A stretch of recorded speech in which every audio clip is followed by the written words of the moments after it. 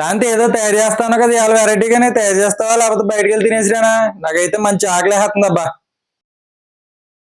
అలా అడిగానో లేదో వెంటనే మా వైఫ్ అయితే వెంటనే ఓ ప్లేట్ తీసుకుని దాంట్లో ఉల్లిపాయలు, టమాటా ముక్కలు, క్యాబేజీ ముక్కలు, అలాగే ఒలిచేసిన స్వీట్ కార్న్ గింజలు కూడా వేసి కొంచెం మిరియాల పొడి, అలాగే సాల్ట్ కూడా వేసింది. అలాగే వీటితో పాటు ఈ పిజ్జాలు చేసుకుని క్రీమ్ అంతా ఏదో వేసిందండి. ఈ క్రీమ్ కోసం అయితే నాకు తెలియదు. వీటన్నిటిని ఓ ప్లేట్లు వేసి వాటిని అయితే బాగా మిక్స్ చేసుకోవాలి. అలాగే స్పూన్ మీద కాదండి, మామూలుగా అయితే చేతితో అయితే బాగా మిక్స్ అవుతాయి. నెక్స్ట్ అయితే మనం తెచ్చిపెట్టుకున్న బ్రెడ్ మీద అయితే బటర్ అయితే కొంచెం కొంచెం రాయాలండి. అలా బటర్ రాసిన వెంటనే కొంచెం కొంచెం చీజ్ అయితే వేసుకోవాలి, ఎందుకంటే సాగుతున్నట్టు మంచి టేస్టీగా అయితే కూడా ఉంటది. నెక్స్ట్ అయితే మనం తీసుకున్న కూరగాయ ముక్కలను అయితే వీటి మీద అయితే అప్లై చేయాలి. ఇలా అన్ని రకాలు వేసుకుని వీటిని అయితే మళ్ళీ ఇంకో బ్రెడ్ పెట్టి దాని అయితే క్లోజ్ చేసేయాలి. నెక్స్ట్ వచ్చి శాండ్విచ్ మేకర్ ఉంటది కదా మన దగ్గర, వీట్ చేసుకునేది అదైతే తీసుకోవాలి. దాని మీద అయితే లైట్ గా బటర్ అయితే పూసుకోవాలి. నేనైతే క్లోజ్ చేసుకుని చూపినాక ఓపెన్ చేసి చూసేటప్పటికి మనకైతే స్వీట్ కార్న్ శాండ్విచ్ అయితే రెడీ అయిపోయింది. దీని టేస్ట్ అయితే చాలా బాగుంది. మీరు కూడా ఒకసారి ట్రై చేయండి. ఈ వీడియో కనుక నచ్చితే లైక్ చేయండి, అలాగే మా ఛానల్ అయితే సబ్స్క్రైబ్ చేసుకోండి.